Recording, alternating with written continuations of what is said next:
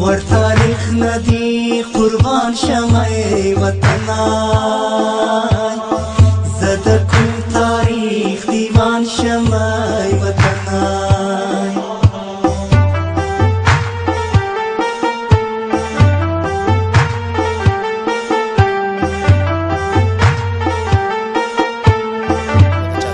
خو تی معرفي زه چې کوم پوښتنه کوم درنه زه خلکو ته په دې عمر کې ځان معرفي کوم. نه یو هغه ریکارډ خو لاړ شه بیا ریکارډ معلوم دی درته ریکارډ لاړې دا راکه دا زما موبایل را دا خراب دی کو ما ته پته خراب نه بس مر ورکوم زه مور کو خراب شو راکه ریکارډ تللی ورور د ما ریکارډ دی بلې اواز هم دی د تلویزیون قدرمن لیدونکو سلام په دې هیله چې ښه صحت ولرئ او خوشحاله وئ قدرمنو لیدونکو کابل کې وم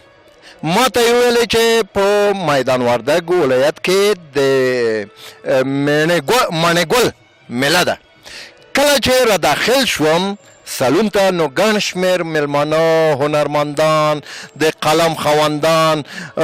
ادبي او فرهنګي دوستان په دغه کې راغلي وو ګډون یې کړی وو او ګورم چې د کوزې پښتونخوا یو ډېر تکړه لیکوال ادیب شاعر د قلم خاوند معرفي کو کله چې سټیج ته راغی نو وار د واره مې کمره په لاس کې ونیوه چې د تصویر رانه خطا نه شي ځکه چې د ده کتابونه د ده شعر و شاعرۍ سره زه مینه لرم او اورېدلې مې دي لوستلې مې دي قدرمن لیدونکو د دغه دوست سره تاسو هم اشنایي لرئ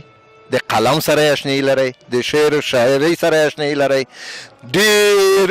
هنري ادبي کارونه یې ترسره کړي دي خو مخکې له دې چې زه دا تاسو ته وپېژنم د ده نه په ډېره بښنه سره غواړم چې په خپله په شیرینه خوږه او ادبي ژبه تاسو ته خپل ځان در وپېژنئ. ډېره مننه خوستي صاحب او دا زما دپاره د فخر ویاړ او افتخار مقام دی چې د یو بیخي پښتني صوبې موږ ورته صوبه وایو تاسو ولسوالي وایي د یو ولایت سره د هغې د ټي وي سره زه نن مرکه کومه نو ستاسو مننه کوم زما نوم دی سید صابر شاه صابر او زه د پېښور په تحکال کلي کې اوسېږم بس همدومره به ډېره نه قدرمنه دوسته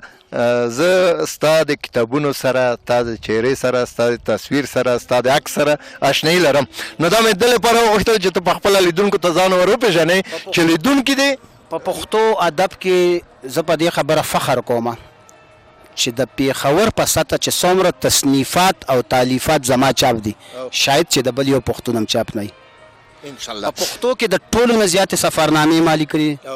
په پښتو کې د ټولو نه زیات راپورتاژونه ما لیکلي دي د پښتو د دوه ډېرو لویو لویو مجلو د ستار انټرنیشنل او تلوسي ایډیټر د پاتې شوی یم او د پښتو ډېر معروف اخبار وحدت ته مسلسل 12 کاله ما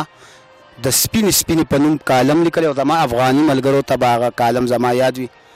د خلیل اولسي ادبي جرګې صدر پاتې شوی هم یم او او په ټولې پښتونخوا کې یو تنظیم یو وخت کې جوړ شوی پښتانه لیکوال پښتونخوا د هغې سینیر نایب صدر پاتې شوی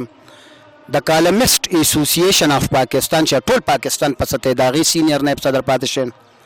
او د انجمن دکانداران تاجرانو هم صدر یم نام خدای د دونه دندې څنګه وکولی شئ په دې وخت کې دونه انرژي نام خدای وه زما د یو کتاب نوم دی چې درومې څه به مومې ډېر علي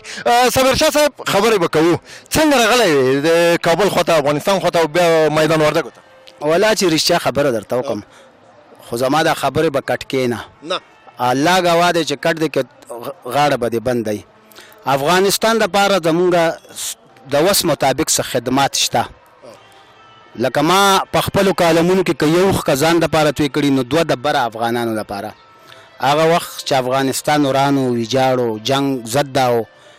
هغه وخت کې ستاسو دا ټول لوی لوی افغانان دا چې څوک نن ډېر په ارک کې ناست دي د ارک خانان دا چې څوک نن لوی لوی ټي وي ګان چلی ریډیوګان چلی دا ټول افغانان بلتې ما سره یو او موږ به شریک ناسو زما په دکان کې زما په تور حجره کې به ناسو او چې زما د وس نه څومره کېدی شول دوی سره ما منډه تړ او ملاتړ کړی دی. ما ته وتل چې تلوسه رساله به ما چلوله او حبیب الله رفیع دلته او زه د هغه ځي پښتونخوا نو دا کار به مونږ کول او 14 کاله مسلسل دا کار وکړو. په احمدشاه بابا پاکستان خوره کې ډومبې سیمینار ما کړی دی، په پټه خزانه ډومبې سیمینار ما کړی دی، په محمد هوتک په وزیر محمد ګل خان ما کتاب لیکلی، په هغه مې سیمینار کړی دی. دا کار ما کولو زما دا خیال چې افغانستان آباد شي او آزاد شي نو خدای خبر چې زه به د کوم ملک سفیر یم. دا به ما خپل زړه خپل ذهن دوکه کولو. خو رښتیا خبره دا ده چې د افغانستان دا موجوده کومه ځاندره او ډانچه جوړه شوې د دې شپږ اووه کاله شول، خو چې زما د لرې برې پښتونخوا ملګري کابل ته راختلي دي ما ته یې چې په بې خیالۍ کې یو ټیلیفون قدر هم نه دی کړی. نو ډېر زیات مې ترې زړه ګیلهمند و، ډېر مې ترې نه زړه خفه هم و. او یو ورځ یو ټیلیفون راغی چې زه د وردګو والي یم صابر شاه، ته صابر شاه یې میلاو، موږ ورته ګورنر وایو، تاسو ورته وایي زه خو حلیم فدایي یم وروره، ما ستا یو 2 کتابونه کتلي دي او زه پې ډېر مین یم او زما د دوست دا زما د چیف اف سټاف جبار خیل صاحب ما ته ستا نمبر راکو او زما خواهش دی چې زه تا راغواړم. نو ما لږه خندام راغه چې هغه کم خلک مونږ هلته نازولي دي کدرولي دي او 20 کاله مونږ د هغې خدمتونه کړي، هغې زه یاد نه کړم، خو چې کم کس ما لیدلی هم نو زه هغه راغوښتم. نو کابل ته د والي صاحب په دعوت راغم او جهاني صاحب یې د امریکا نه راغوښتی و، زه یې د پښتونخوا نه راغوښتی م. دا 2 مېلمانې مونږ د دومره لوی سیمینار ته راغوښتي وو، دلته یې قدر راکو، عزت یې راکو، الله دې دې عزتمند کړي. ډیره مننه صابر شاه صاحب، د والي صاحب فدایي هم ډیره مننه چې تاسو یاد کړی یې په غیاب کې چې تاسو ناسته ولاړه ونه ده ورسره کړي، ولې ستاسو په کتاب ستاسو په شعر و شاعرۍ باندې مین دی او تاسو ته یې بلنه درکړه او تا نه هم مننه چې په دې بلنه کې د ګډون وکړه. بس الله دې خوشحاله ساته. خو یو خبره به درته دا هم وکړم، دا اعزاز هم ستا ټي وي تحصیل شو، د کابل خاص د ملي ټي وي نه ونیسه تر دا ټولو لویو لویو ټي ویګانو مال خلک راغل ما ته چې زه تاسو سره انټرویو کوم او ما هیچا سره مې مونه کړه، ځکه چې ما ویل تاسو ما په خپله راغواړئ چې زه سره انټرویو کوم، زه خو بل راغوښتی یم په تیاره مې اوس رانیسئ، خو چونکې ته خوستې خوست نه راغلی او بله لویه خبره دا ده چې ستا کیدی شي د خوست خلکو سره پښتونخوا کې ما څه ډېرې نیکۍ هم نه یې کړي، خو چې تا دومره په اخلاص او په مینه دغه وکړو نو ما ته ویل چې ته ړومبی کس یې چې تا سره مرکه کومه او زه ستا مننه کومه او زه د خوست پښتنو ته ویم چې په پېښور کې هر څه خدمت وي زما د وس مطابق. په نیمه شپه به مې انشاءالله ورسره منډې وام، په تاکال کې زما ځای دی، صابر مې نوم دی. الله دې صابر شاه صاحب تا راته ژوندی لري، په ګوتو کې په مغزو کې په وجود کې د دونه برکت شه چې څونه دې لیکل دي د دې په لاس چنده نوره هم لیکنې وکړي او عمر دې دونه راته اوږد شه چې څونه ستا په زړه کې وي او دښمنان دې وځپل شه. بس دا خو ستا پیرزونه ده، ستا مینه ده او ګوره زه په دوا ډېر خوشحالېږم. نه دا دوا به ما رسوي یو ځای ته انشاءالله. یو متل دی وایي نیت صفا منزل آسان، خو زموږ نیت صفا تر اوسه منزل ګران و که نه موږ خو ډېر صفا نیت باندې دا بره پښتونخوا پښتنو له کار کولو، خو زه به هر حال وي دیر آید درست آید تاسو سره مې لیدلو شو. ډېره مننه صابر شاه صاحب. دلته په دې مشاعره کې چې ګډون وکړو څه ډول یې ارزیابي کوې د مشاعره د ځوانان د اوسنی ادب؟ والله چې رښتیا درته وایم ستاسو پخواني شاعران ښه نه وو، حقیقت دا دی تاسو چې کله پښتونخوا ته راغئ دلته به تحقیق او تنقید له کار کېدو، خو شاعرۍ ښه نه وه، لکه هغه ډېر هغه شعریتباري او تغزل ریزي پکې نه وه، خو چې تاسو هلته راغئ نو چې خټکي ته ګوري رنګ اخلي، نو موږ خو خټکي وو، تاسو راته وکتل، تاسو رانه رنګ واغېشتو، اوس تاسو دا نسل زموږ نه ښه شاعري کوي. ډېره مننه. څنګه دغه کوز پښتونخوا او د برې پښتونخوا د هنر ادب شعر و شاعري په خپلو کې څه ډول پرتله کوي؟ نو یو ژبه ده، یو قام دی، یو ادب دی، یو تاریخ دی، یو فولکلور دی. تا چې کومې جامې اچولي ما هم اچولي، ته چې کومه ژبه وي هغه ما هم زه هم دا دی ویمه، ته چې کوم کتاب ګورې هغه زه هم ګورم، زه خو پکې اړو څه فرق نه محسوسوم. زما خو دا هم کابل ته مونږ ټول مشر ورور ویلي او دا بیا خبره چې کم از کم زه د مشر ورور تر اوسه نظرانداز کړی وم او نظرانداز کړی یم، خو کابل ته مونږ مشر ورور وایو او رښتیا خبره ورته کوم چې پاکستان زما وطن دی، زما عزت دی، زما فخر دی. ما د ټول عمر پاکستان عزت را کړی دی او زه په خپله پاکستان هم فخر کوم. دا خبرې به نشر کې هم ځکه چې پاکستان تاسو که د هغې حکومتونه هر څنګه وي خو د پاکستان اولس د پښتونخوا اولس تاسو خپل اولس دی. تاسو ما ته پته شته، ما ته دا چې تاسو سره موږ د خپل شکور نړۍ هم نیمې کړي دي. نو موږ تاسو ته هم دا خواست کوو چې څومره موږ تاسو ته په درنه سترګه ګورو. او بله یو خبره خوستي صاحب، زه د ټول خوست او ټول افغانستان اوریدونکو او لیدونکو ته وایم چې تاسو موږ سره ښه او موږ تاسو سره ښه یو، نو دا ژبه به هم ترقي کوي او دا دوه ملکونه هم په وینه کوي. اوس که تاسو د پاکستان خلاف یو، موږ د افغانستان خلاف یو، نو خو نقصان یې موږ پښتنو ته دی. نقصان زه به که اوس تاسو د پاکستان خلاف شي بیا ما هلته نظر اتلی شي. نو زه وایم چې دا دوه ملکونه کې خپلو کې برادرانه روروالانه تعلق ساتي، هغه عمره ما ته او ما پسې راتلونکو نورو پښتنو ته فایده ده. نو زه دا وایم چې که پاکستان زما سر دی نو افغانستان په دې سر کې زما سترګې دي. زه دا دواړه د دواړو حکومتونو ته هم خواست کوم، د عوامو ته هم خواست کوم چې دا نفاق دا تربګني ختمه شي او په مینه باندې یو بل سره مونږ کینو، په مینه باندې یو بل سره مونږ مرکه شو او جرګه شو. ډیره مننه صابرشاه صاحب. غزل به م واورو، غزل خو اورو، غزل خو مې هلته هم واورېدل. یوه کلیشهیي پوښتنه به وکړم، دغه خلک هم هر وخت کوي، کله چې هغه شي پوښتنه کوي وایي وبخښه وروره څنګه شاعر شوې؟ نو زه به م ووایم چې تا د شعر و شاعرۍ ته څه ډول مخه کړې؟ ولا رښتیا خبره ورته وکړم، نو زه خو مین شوی یم. سپینه خبره ورته کوم، دا ځینې خلک وایي چې یار بس هسې مې شروع کړه. نو زما د کالم نوم دی سپینې او زه به ځان دپاره هم سپینې ویم. دومره سخت مین وم چې داغونه به مې ځان له یو وخت کې ورکول. ما ته ځواني را په یاد شوه. نو مطلب چې ما ته په یو غشي لګېدي نو مین شوی وم او ما د دې مینتوب نه دا فایده واخیسته چې مثبته لار مې اختیار کړه، د خپلې ژبې لار مې اختیار کړه، د خپلې ژبې د خدمت لار مې اختیار کړه. په د مینه کې دي چې دردونه هم ولیدل، دغونه هم ولیدل. لومړی شعر د کوم یو و چې مې نسکوره پکې هغه کوڅې ته یې ورستلی وم، هسې هغه هلکتوب او ډېر میل چې مې نسکوره پکې د بخت کاسه ده، دا هغه ګلی هغه کوڅه ده چې نسکوره پکې د بخت کاسه ده، دا هغه ګلی هغه کوڅه ده. نو دا هغه دغه وخت شعر و، دا نن 28 کاله مخکې.